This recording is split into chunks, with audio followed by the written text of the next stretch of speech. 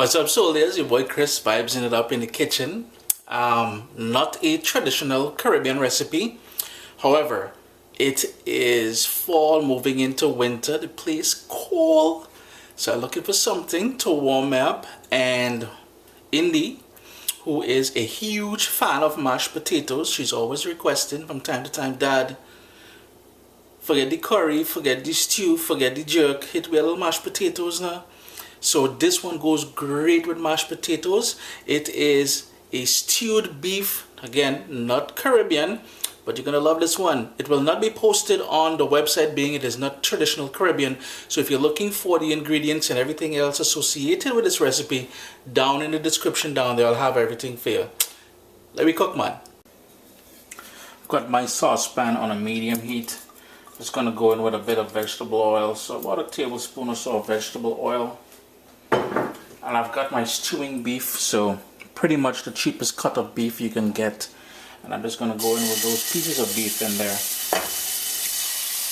Typically in the Caribbean we love to season and marinate, and this time we're going to add the seasonings later on in the braising process. So all we're doing here is pretty much browning and getting some color and adding some flavor to the bottom of this pan. It took about 7 to 10 minutes to really get some color, because it's going to sprout a lot of its own liquid and stuff like that. But no, what I'm going to do now, and that wasn't a medium-high heat, I'm going to turn my heat all the way down to low, and I'm going to go in with one onion, that's like a medium-sized onion that I chopped up, one scallion. Just give that a quick little stir. And the reason why I turn my heat down, because at this point I just want that onion to slowly cook and start releasing all that flavor. At this point it's all about flavor. So in goes some fresh ground black pepper.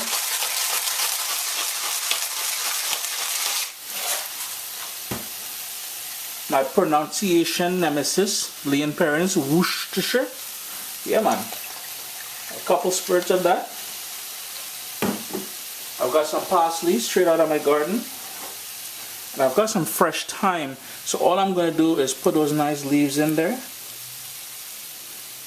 And again, my heat is on low. I want this to slowly cook for about 3 to 4 minutes, just to waken up all those flavors we just put in there. And from my garden, and in the Caribbean, you will notice we cook a lot with celery, but more the leaves than anything else. So I'm going to chop up the stalk as well as the leaves, and it's all going to go in there. Give it a stir and let that go for about 3 or 4 minutes. Next up, I'm going to go in with some salt. And I'm going to go light on the salt, not too heavy with the salt. I was going to say light.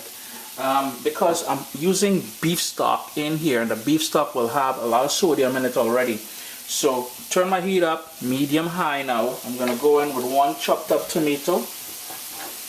And just help spread this, more people to serve. Going in with one large carrot that I chopped up, and a couple cups of beef stock. I'm going to add some more off camera. Bring that up to a boil, and then it's just a matter of patience and allowing that to simmer to go nice and tender. I can see that it's come up to a bubble, which means a quick stir. Stir it up.